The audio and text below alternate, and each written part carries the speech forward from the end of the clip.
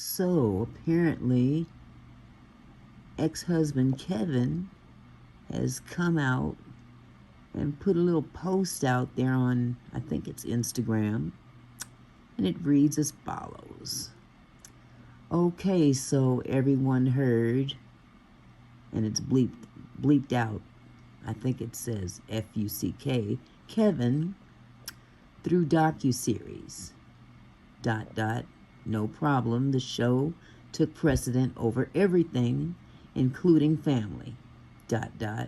What I guess they left out was that while she was in Florida getting recovery 3 years ago, there were the secret calls her sister would set up with Debmar Mercury, parentheses, Mort and Ira, with false pretense that she would be getting show back.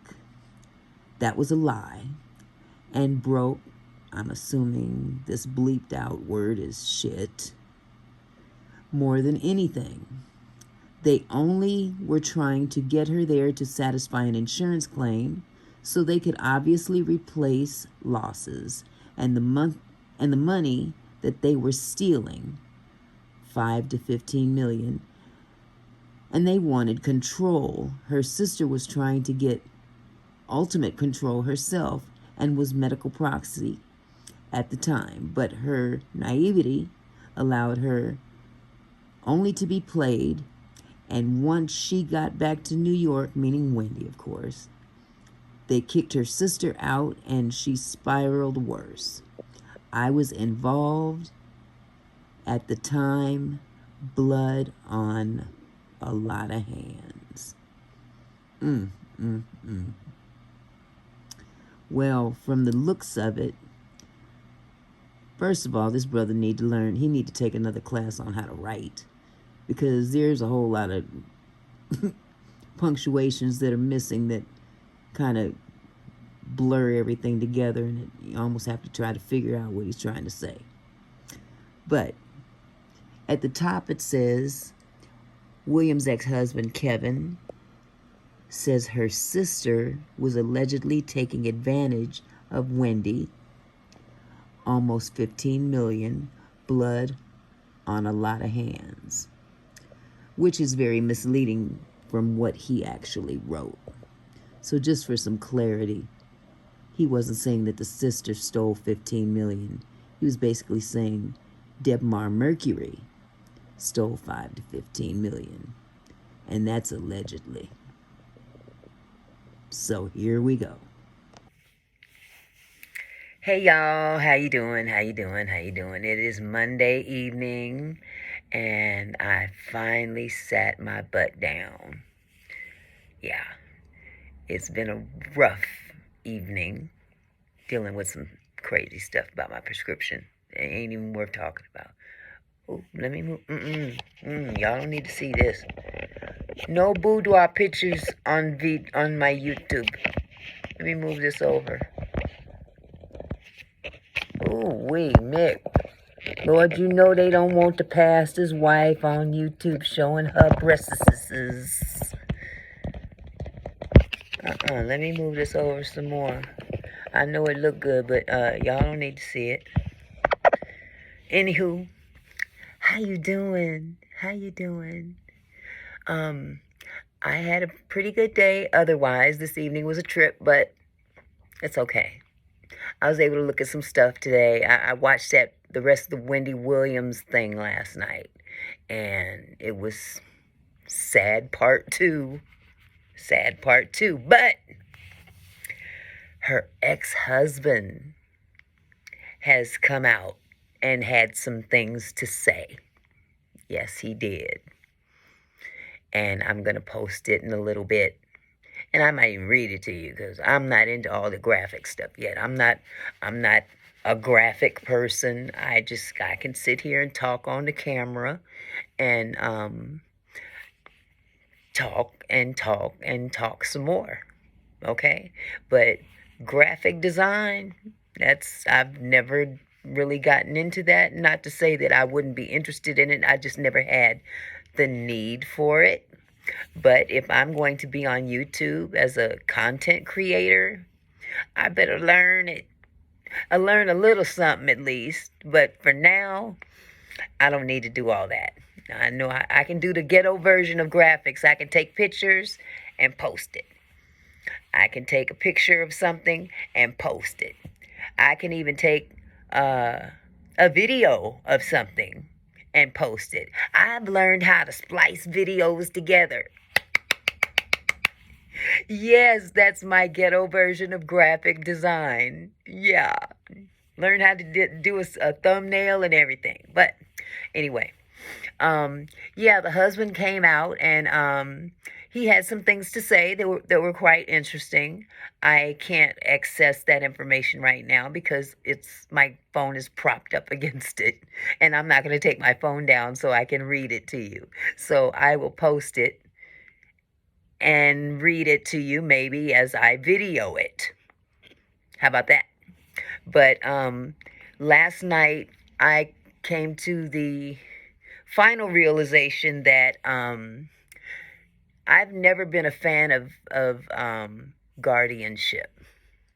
I've had my own personal experience with guardianships. Not my own family, but someone who was like family. A woman that I knew all my life.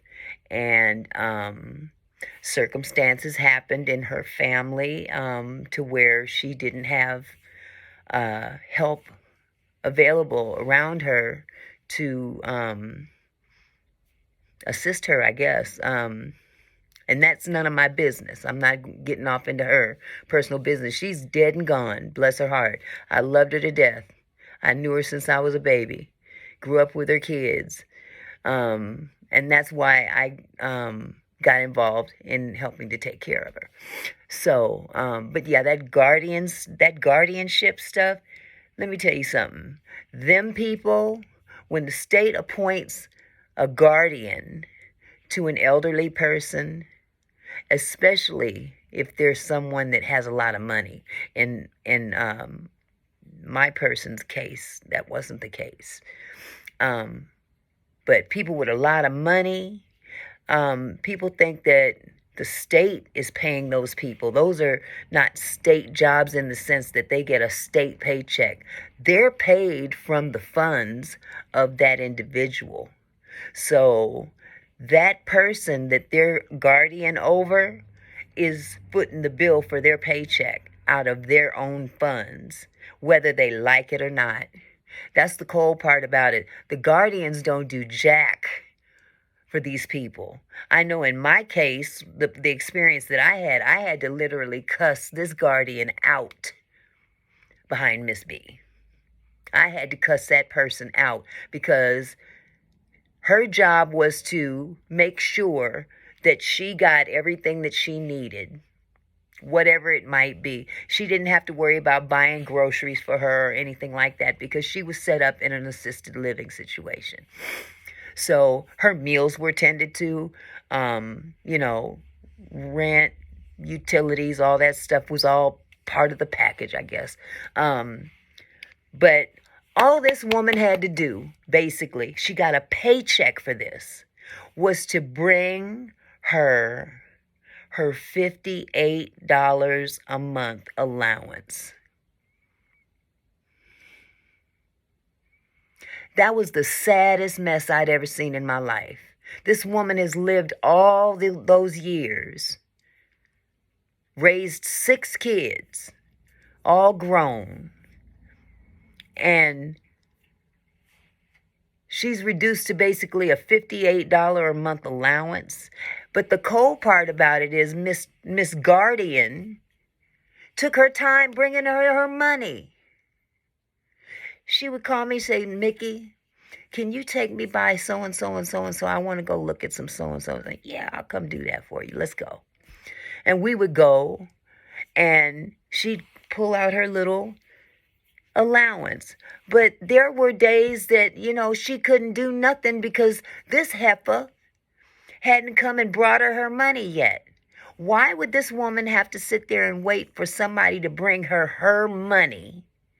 It was her job to do that, and she got paid.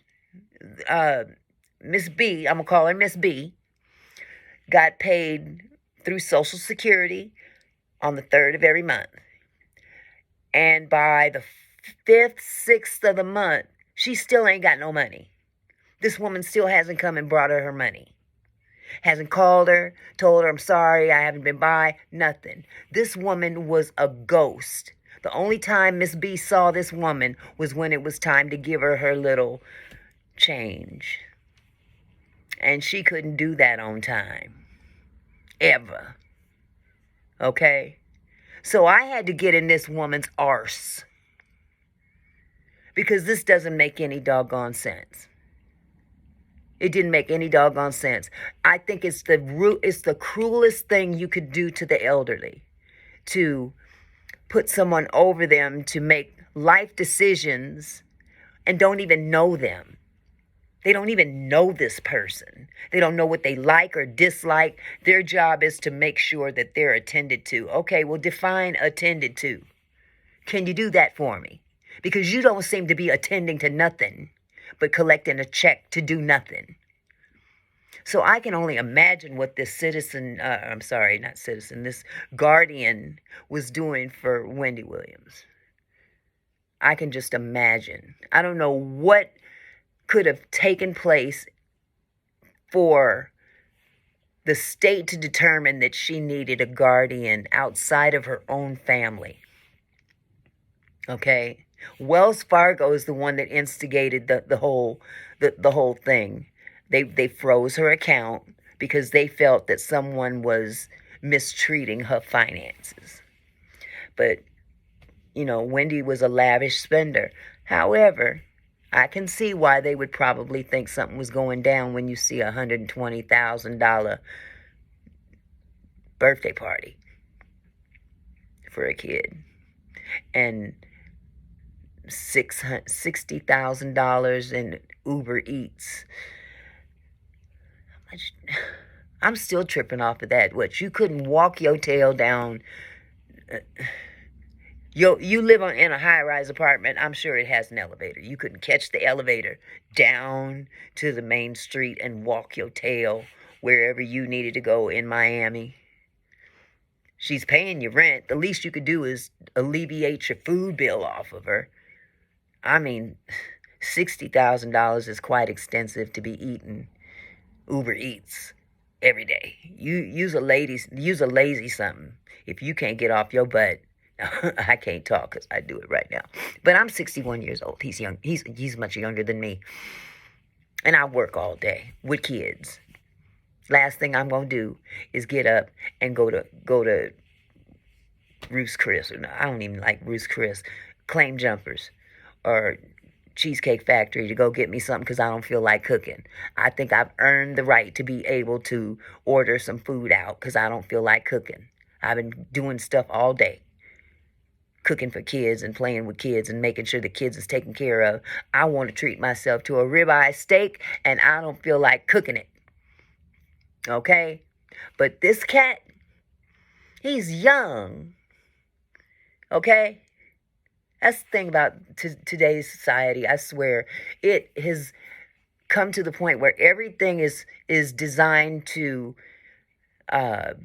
push laziness. And it started a long time ago. I'm getting way off track now, aren't I? But I'll get back to that anyway.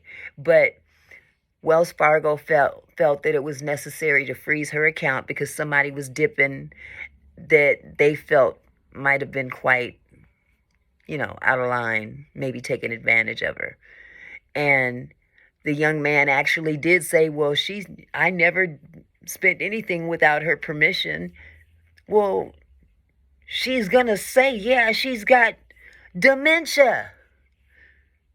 She thinks that blue is green and yellow is gold and purple is white. And she ain't here. And she's an alcoholic. So you add those all together. Feet hurting. Thyroid issues. You got all this stuff going on. And she's bombed out of her mind. Who is buying the alcohol? That question really just gets to me. But nevertheless, she was not in her right mind. So of course she's going to say, oh, go ahead. Go ahead. We're elegant, we're extravagant, and I'm gorgeous, and I'm a diva. So that's why Wells Fargo did what they did. But she had other family. She has a sister. She has a father, even though he's up in his 90s. You know, she had a niece who was fully capable. She had a nephew that was about the same age as the son. She had people that had her interest, her health at heart, more so than a guardian would have. So to appoint a state-appointed guardian over Wendy Williams, all they see is dollar signs. Now, why didn't the guardian get rid of all that excess baggage that was hanging around her and getting paid to do so? She didn't need no handler. Meaning, I'm sorry, not a handler. She didn't need no publicist. This publicist chick, all she was doing was lying to her. Oh, nothing's wrong. You're fine. Yeah, you're coming back. You're going to be back on TV. Let's go talk to whoever that was. Who was that? She wanted to talk about a podcast to somebody. She was pushing deals and stuff like that. And this woman was not well. Not well. But, old girl, all she cared about was, I'm going to sit here and I'm going to milk this for every dollar I can.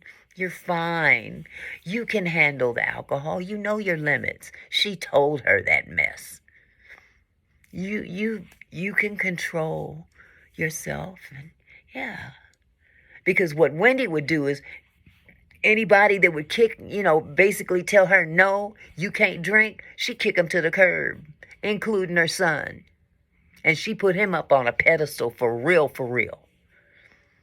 But she chose the alcohol over everything else because she's like a child. But see, Wendy had that in her before dementia. Truth be told.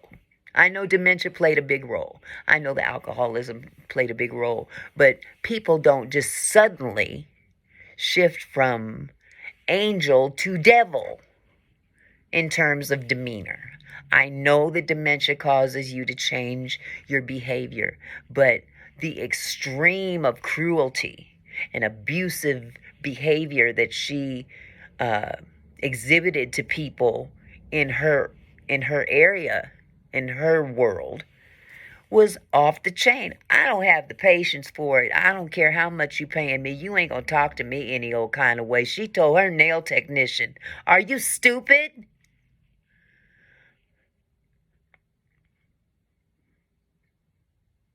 Is there another technician around here to handle this bitch? Because Lord forgive me, I can't handle this. I don't have the patience for that. If I don't take it from a child, I definitely ain't taking it from a grown woman. You ain't talking to me any old kind of way. You put your clothes on the same way I do. Okay? You ain't gonna just totally talk to me disrespectful. I don't care what your problem is. And since I can't knock you upside your head, I will politely bow out and pass on that paycheck. I'd rather do without the paycheck than go to jail. And I'm sorry, working for Wendy Williams, I'd be in jail. I'd have to repent over and over. Lord, please forgive me for going upside her wig. Lord, please forgive me for tripping her down the stairs. I'm sorry, Lord. I just couldn't control it. So I would have to remove myself from that situation. But the other people in her orbit tolerated that kind of abuse because they was getting paid. What people won't do for $1. And everybody in her orbit is just collecting a check. And it's coming out of her pocket. She can't even get to her own money. But they can. They get theirs. They get theirs.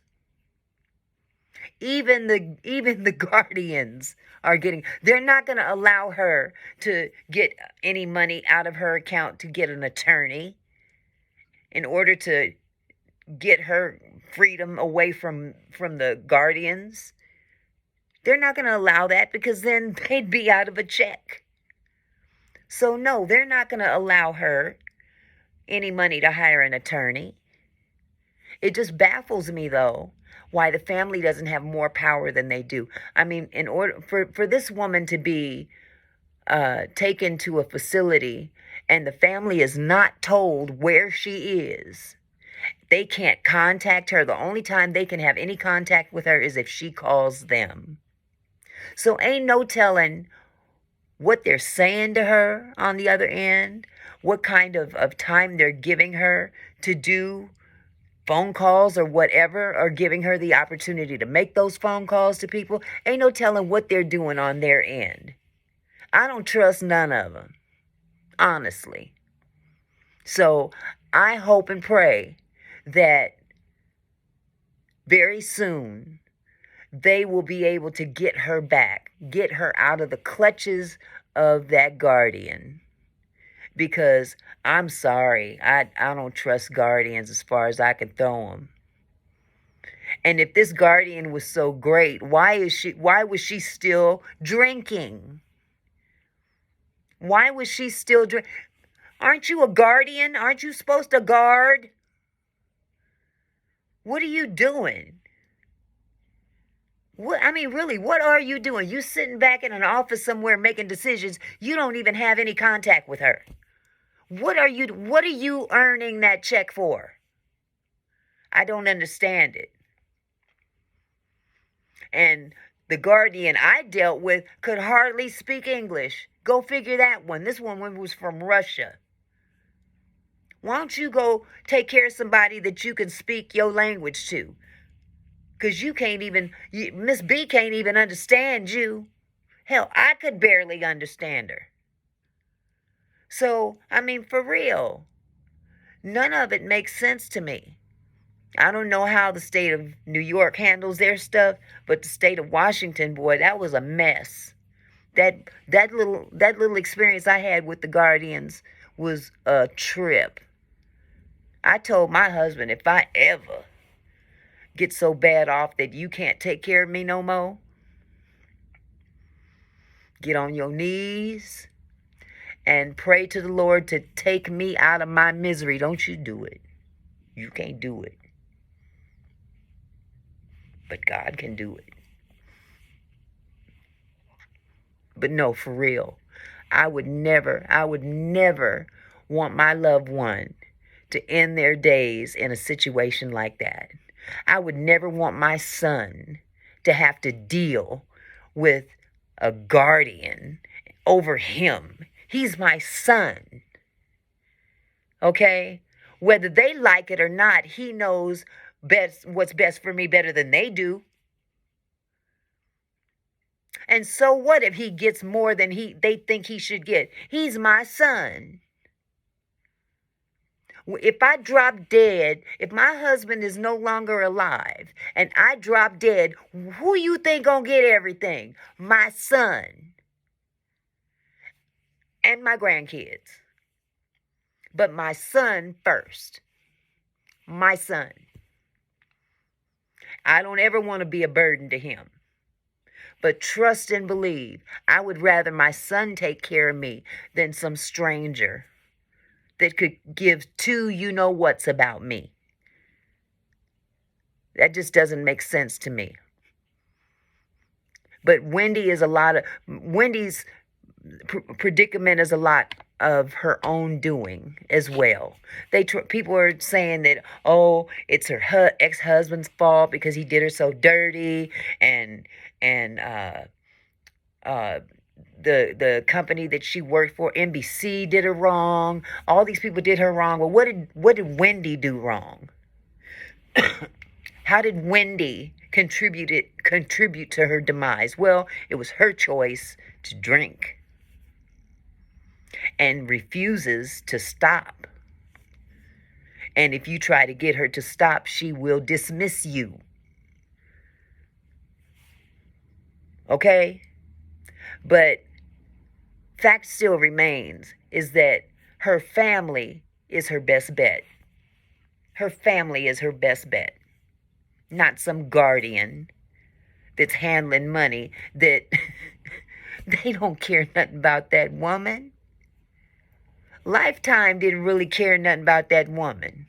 They exploited her to death in this documentary. And they knew that Wendy would go for it because Wendy wants to be seen. I'm famous, and I move for the camera. She was her happiest in this documentary. She was her happiest when she was in front of the camera and in front of her fans. She rides down the street in hopes that somebody will recognize her as she's riding down the street. Because she feeds off of that attention. She feeds off it. You know, I'm sorry. She creates part of her demise because she can't seem to let go and let God. That's the problem right there. You've got to acknowledge that God is in control and rely on Him to help you. Not a movie deal, not a TV deal, not a podcast deal. I want money. I want money. Your mind is so focused on money. Wells Fargo cut off my card. Wells Fargo froze my bank account. Okay, but you still can breathe. You still have breath in your body to get it right with the Lord. Take a chance. Take a chance and believe that you have nothing else to lose. Put it in God's hands and see what He will do if you believe He can do it. But you got to believe He can do it. And maybe that's the problem. Because she don't believe in herself.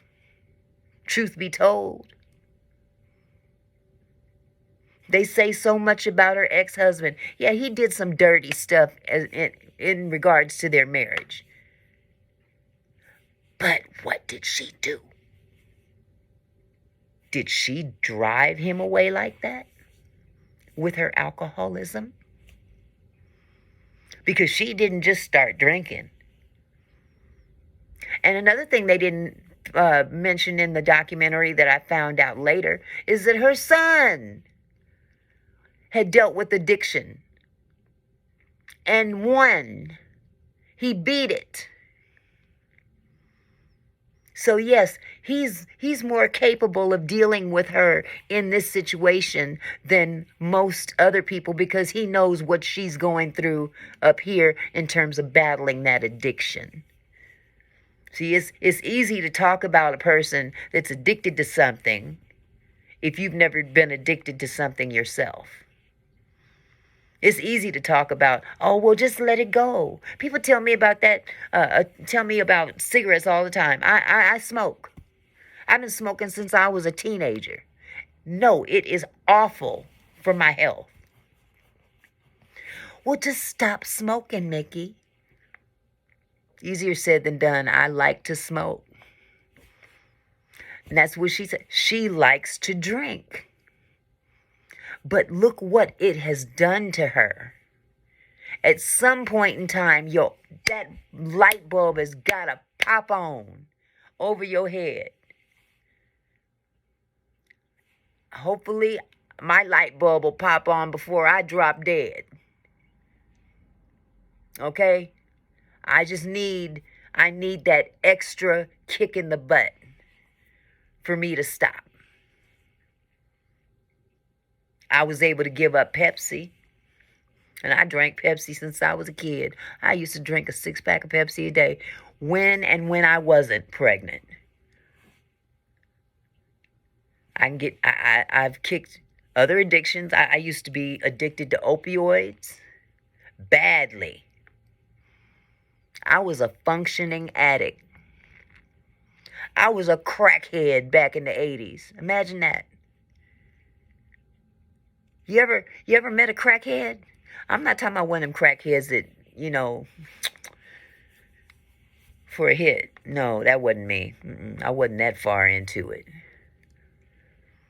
But that's me and my husband's one of our biggest testimonies in life back in the day. When crack hit the scene, yep, we was in that scene. We was spending some ducats. Because crack will make you lie, steal, cheat to get that high. And that first hit is euphoric. So anything after that, you chasing that first high. But what it took, I had to be homeless twice with 2 kids, by the way. I had to be homeless twice in another state with no family. Lived in a car with my 2 kids. Didn't have a job. None of that. My grandfather had to die first in order for my grandmother and my dad to kick me and the kids out, basically. You got to go. You got to go. And it wasn't because of the drugs, because at that particular time, I was getting back on my feet. But my grandfather died. I handled everything it took to take care of his final arrangements, get mama set up with all her Social Security benefits and whatnot. And as soon as I did that, my dad walked in the house and he said, well, you got to go. I'm moving in. That's my mama. So you and these kids got to go. Wow. But God said, no, no, no, no. You can't do that. Because that's my daughter. That may be your daughter in this flesh, but that's my daughter. And them 2 babies is my sons. You can't do that to them. So he made a way. I went through some hell just to come back to heaven. Heaven being that I was free from all the garbage. I'm not going to say it was easy, but I'm going to tell you what I had to do. One day I found myself getting high with someone very close to me who's no longer here. And I said, oh, 'cause I had kicked it. I hadn't gotten high for about a month. And the biggest thing about that particular substance is that the addiction is not for the substance. You know you're high when you get a check. If you're able to get some money and not buy yourself a rock, buy yourself a dub or whatever, you're doing good. Because the addiction is up here. It's not physical, like heroin. If you become addicted to heroin and you don't get that heroin after a while, you'll get sick. But with crack, it was a mental addiction. As soon as you get some money in your pocket, let me go get me a couple of rocks. And then once you do that, you might as well just give up all your money in one lump sum, because you're going to be back and forth, back and forth, back and forth. When that rock is gone, you're going to go get you another one, and another one, and another one, and another one, until all your money's gone. But if you can just get through getting your check and taking care of business and maintain the wherewithal to not spend it on that drug, eventually you will no longer be addicted. I don't agree with all these, I'm an addict because I used to be. No, if you've kicked it, you are no longer addicted. People that go to AA and stuff like that, God bless you. If that's what works for you, that's what works for you. But I'll be damned if I call myself an alcoholic and I haven't drank in 20 years. No, you're not an alcoholic if you are not drinking. I don't care what the experts say. I know what God tells me. Because when He gets through with you, You are washed white as snow. Let the record show he washed me white as snow. Whiter than the snow I was smoking. But it took me to literally sit down in my own prayer closet. And I didn't go in nobody's closet. I sat in the room by myself and I asked God, please take this taste away from me. And this is what Wendy needs to do. Because Wendy still hasn't hit rock bottom. But if Wendy would just get just a little inkling of the mentality on God, if she would just call on him just a little bit, God would do some miraculous things for her. She may not ever see television again or be involved with television again, but we don't know what kind of miracle God could perform on Wendy Williams. You never know what he could do, but he would sincerely take that from her if she sincerely asks him to. And I had to do this. I had to say, Lord, take this taste out of my mouth, but this is what I need you to do in order for this to work and sustain itself. I said, Lord, if I even think about it, if I even think about getting high, I want to get physically ill just from the thought of it. If I see it on television and I see somebody getting high, like, oh, when I stopped, that's when New Jack City came out. Whoo, that was a trip.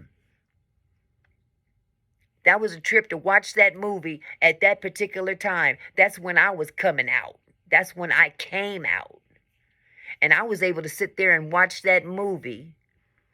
And when I felt myself physically getting ill, I knew God was working. I knew God was working because that's what I asked for. And that's what worked for me. I ain't got high since July of 1988. Ain't touched it. Never been to a rehab. Never been to a group, a support group. My support came from right up here. My father in heaven was my support group. My husband, he had to come out of it his way. Whatever works for him, but he came out of it. He came out of it before me. He came out of it before me. February 14th, 1988 is the day that my husband gave his life over to Christ, and he has not looked back. But now he went to rehab and stuff like that. I didn't have that luxury. So I know what God can do.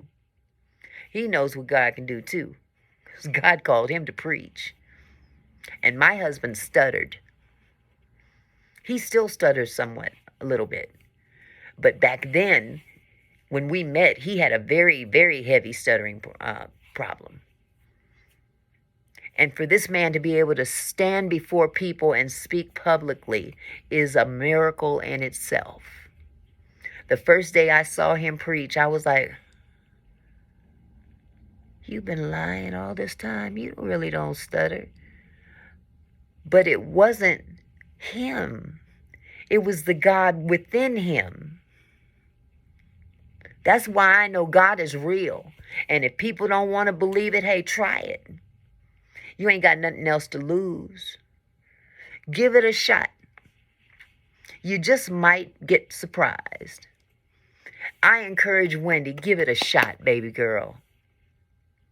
Even in your current situation where you're not with your family right now, give him a shot.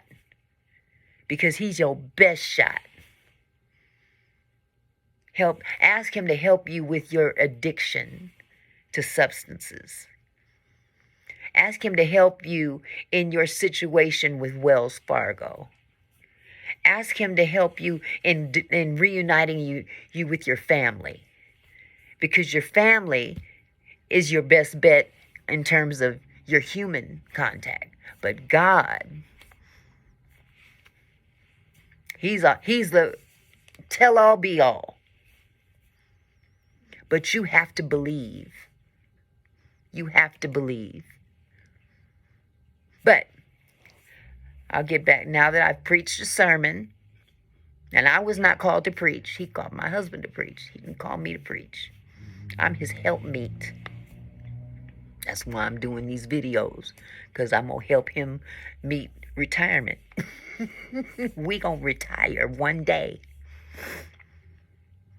So,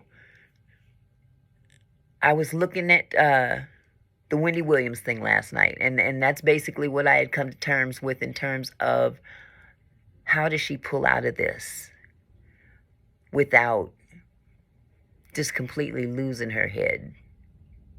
You know what I mean? Because she's not gone.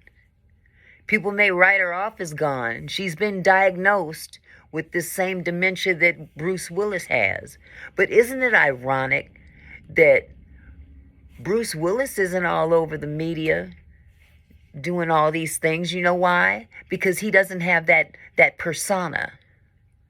You know, he's not pushing himself to the public. She was being pushed to the public, or being allowed to be pushed to the public by herself and those around her that are leeching off of her. And that's where this guardian needs to be stepping in and saying, look, your services are no longer needed. Bye. The guy will. How does your jeweler become your manager?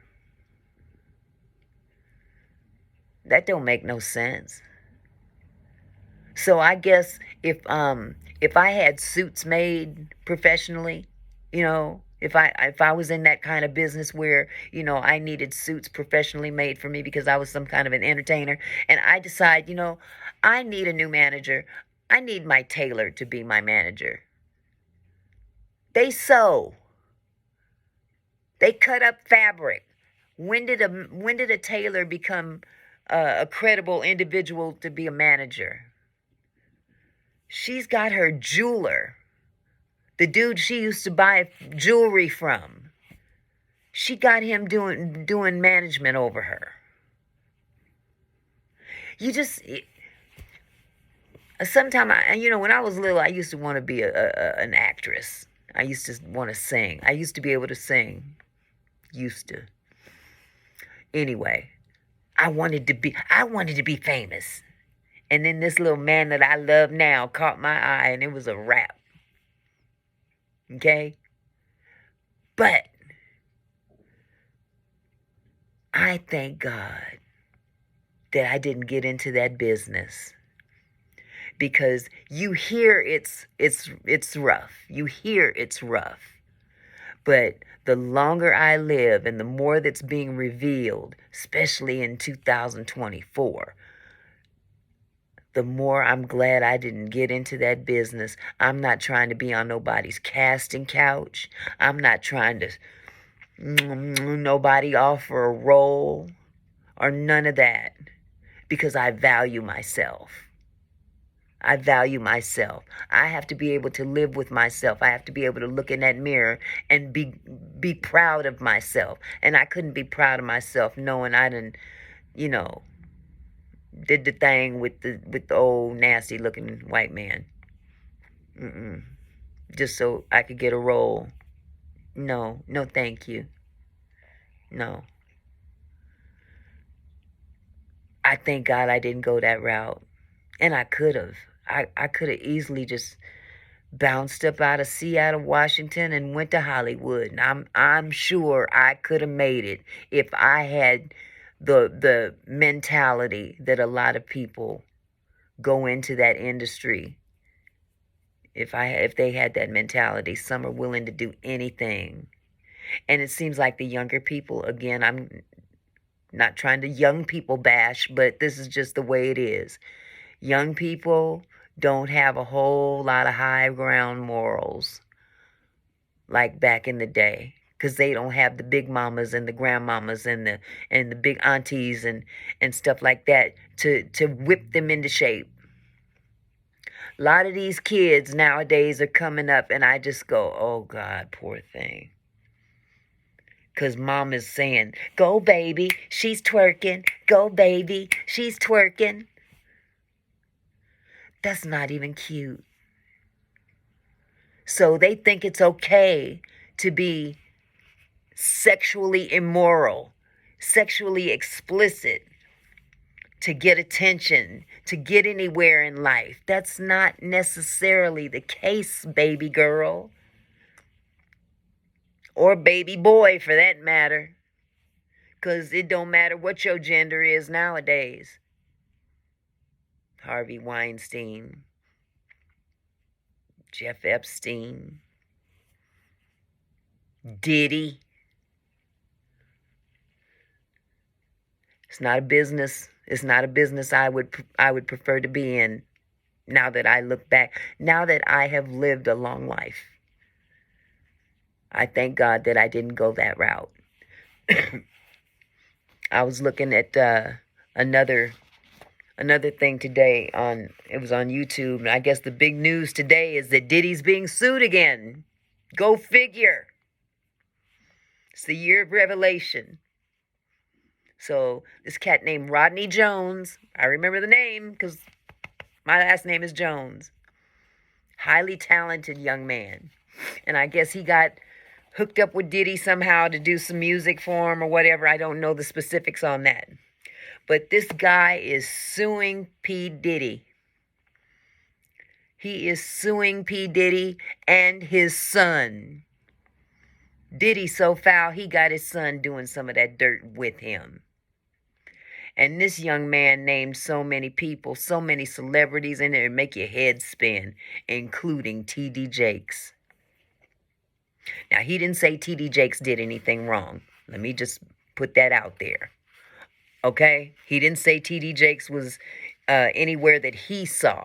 But he knew, or he had been told by Diddy that he was around Jakes to soften his image because of the Cassie situation. So he wanted T.D. Jakes around him to soften his image. Man, can't nothing soften your image. It's too late for that. Your image is tainted. If Jesus was walking next to you, God bless you, Jesus is walking next to you, but guess what? You still did some dirty shit.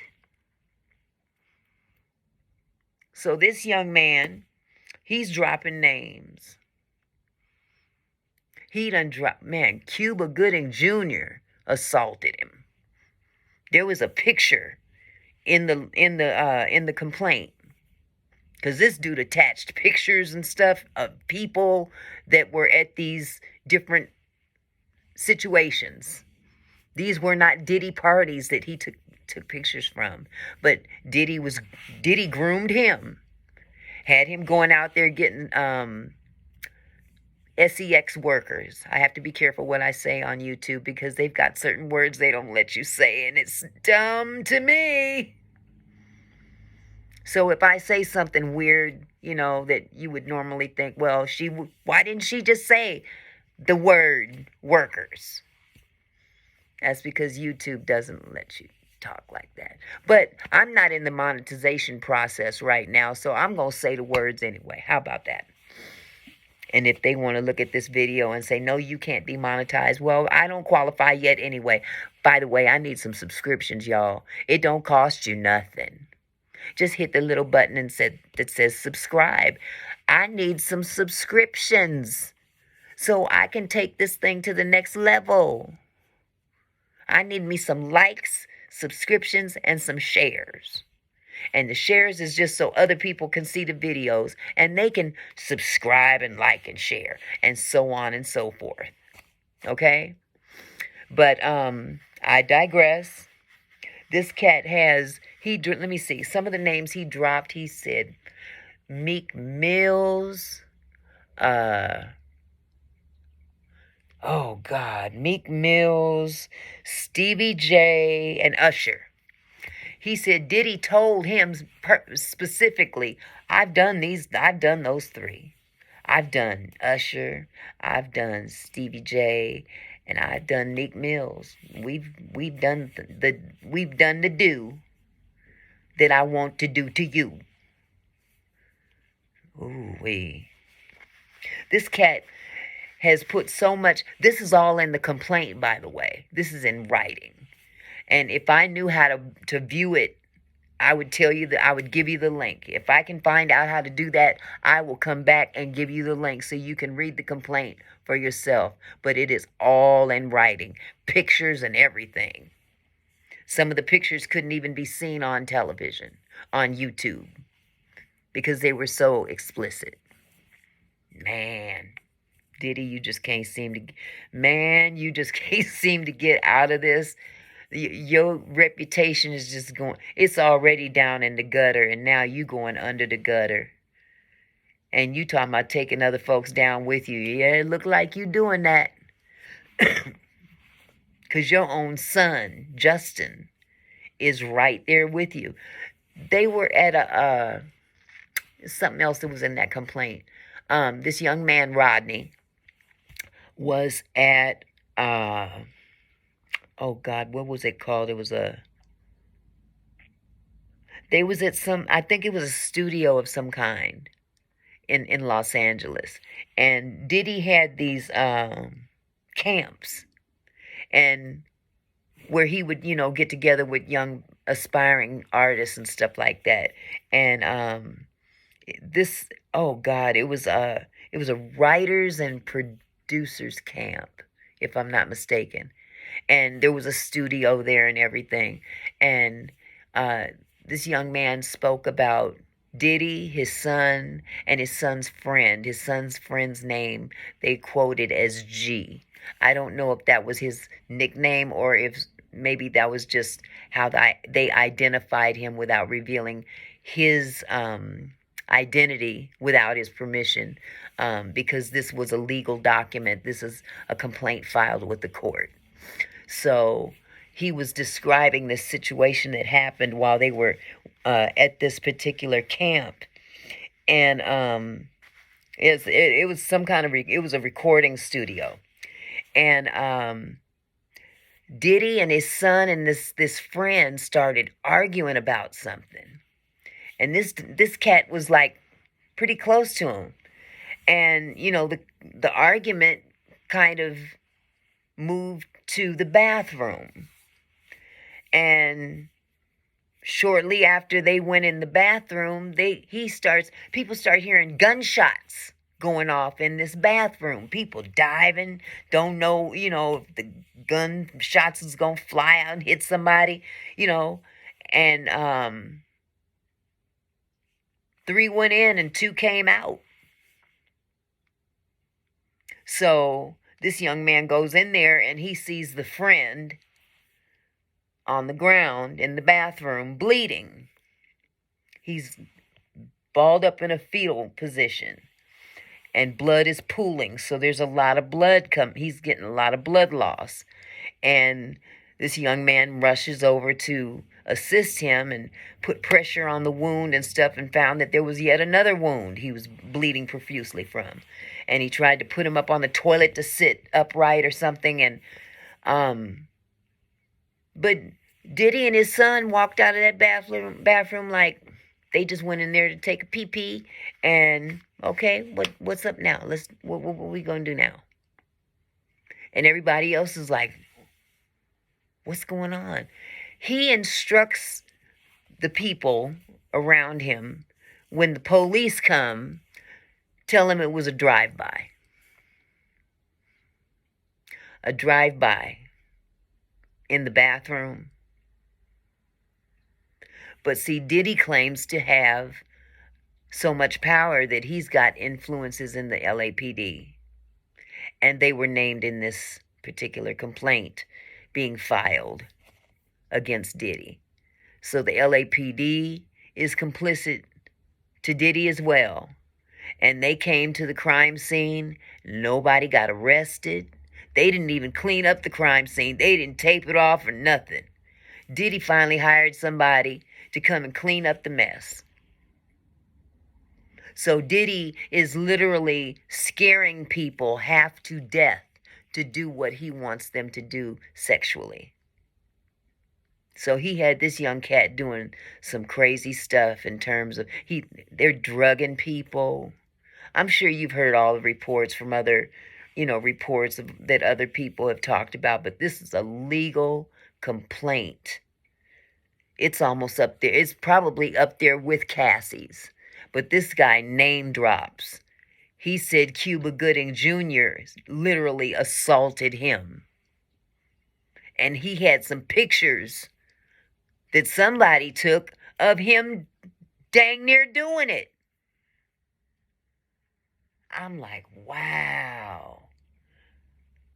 Are you that sick in the mind that you don't even care that you're being photographed? You just gonna put your hands on somebody against their will. This dude would get drugged and he'd wake up hours and hours later in a bed, butt naked, with sex workers laying on each side, and Diddy. So, basically,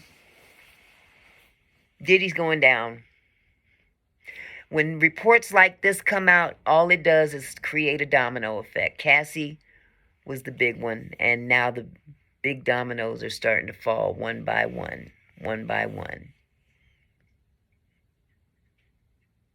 But Diddy need to be gone. He need to be up there with R. Kelly. And they can freak Nick all they want in their own little cell. Maybe they can cut an album or something. Because when you start doing sick stuff to other people, you deserve to be locked up. Despite the fact, in R. Kelly's case, some of them parents was in the wrong too for shipping their kids to meet R. Kelly. You don't take your daughter to meet no R. Kelly, and he's been accused of pedophilia. But your daughter wants to make it big in the industry, so you just gonna go ahead and take her anyway. And then you want to get on TV and cry and boo-hoo because you can't see her no more. It ain't all Robert's fault. You shouldn't have never let your girl get there. Now, the other ones that went on their own, that's on them. But there were some parents out there that drove the car that took them girls to Robert's house. Just like parents took their kids to Diddy's house for Diddy camp. Usher's parents or mother. Usher went to go stay with Diddy at 14. Justin Bieber, he went to stay with Diddy he was a young kid. 13, something, 12, 13, something like that, little boy. Steve Harvey's daughter. What's that girl's name? I don't even remember her name. I call her Thought Harvey. Thought Harvey. She don't take a second thought to going from man to man to man to man to man. They took her to Diddy's house, to Diddy Club or Diddy Camp or whatever you want to call it. What are you taking your kids by Diddy for?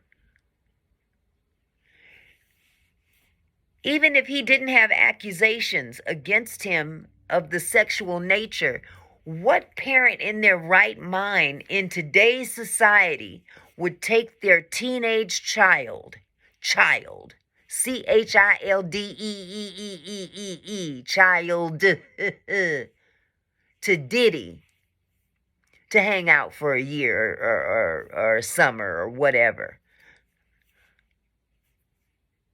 What are you thinking? What, you couldn't afford a babysitter? You didn't feel like dealing with your kids? Come on, man. Parents, what are you doing? I wonder how many people I know that have kids, if they could, would they send their child to Diddy's camp? Broke or not broke? I can't think of one person that would do that. I can't. Because we wasn't raised like that. We were raised to, when we become of age and we have a family of our own, we take care of our kids. I, for one, didn't have the luxury of sending my kids to a family member's house for them to watch my kids for the weekend so I could go to a concert or whatever. I didn't have that luxury. Me and my husband never had that luxury. When my oldest child was still in diapers and we was going to house parties and stuff like that, if I couldn't get one of my baby sister-in-laws to watch him, and he was a handful. So sometimes they didn't want to be bothered. But I had to pay them to watch that boy. But if they had something to do, guess what? I didn't go. But I can tell you, there were a couple times I still went. But guess what? I took him with me. I didn't leave him with any Tom, Dick, Jane, Harry. You know what I mean? In other words, what I'm saying is that I kept mine by me. One thing my kids could never say is that mama dumped me off on this person, that person, this person, that person. They could never say that. Never. But I know parents nowadays, they can't wait for the weekend. Ooh, I want to go to the club. Let me see, who can I get to watch these kids? You ain't been with your kids all week long. If they've been here, and I'm not talking about the kids that I have here. I'm just using that as an example because I'm a daycare provider. If they've been in daycare or school all day and you work all day, come on, think about it. They're where they are more than they are with you. If they're in school all day while you're at work all day, they're away from you more than they're around you. And those are your children. And when you do have them, you don't even take time to sit down with them, have a conversation, help them with homework or whatever. Or if they don't have homework, sit down. Let's start learning some ABCs and 1, 2, 3s. No, you want somebody else to do it for you. Lazy parenting. Get a grip. And then you want to kick it on the weekends and stuff. And your kids ain't seen you almost all week. Because when you get home, it's time to eat and go to sleep. Spend some time with your kids. Show some interest in what they're doing. Instead of being so wrapped up in what you had to do today. I'm so tired of this job. These people getting on my nerves. I need to get my nails done. Oh, my hair. Oh, my God. My, me. But you made them. We were raised that what we create, we're responsible for. So I didn't have that luxury to go clubbing all the time. You know, my husband, if I didn't go, sometimes he'd still go. But that's way back in the day. Sometimes I'd go and he didn't go if we needed a babysitter. And if I felt like I didn't want him to go alone, then guess what? You ain't going either. We gonna both sit at home with these kids. That's called sacrifice. That's called raising a family. Sure, everybody's entitled to blow off some steam. Everybody. But don't put that over your children. Your children are your legacy. You know what I'm saying? So. But I guess I done talked enough. I need to take my butt to bed. I've been talking for about an hour now. And I probably done put y'all to sleep. But that's okay. I'll talk to you tomorrow and make you go to sleep again. Boom. I love y'all. Take it easy now. Bye.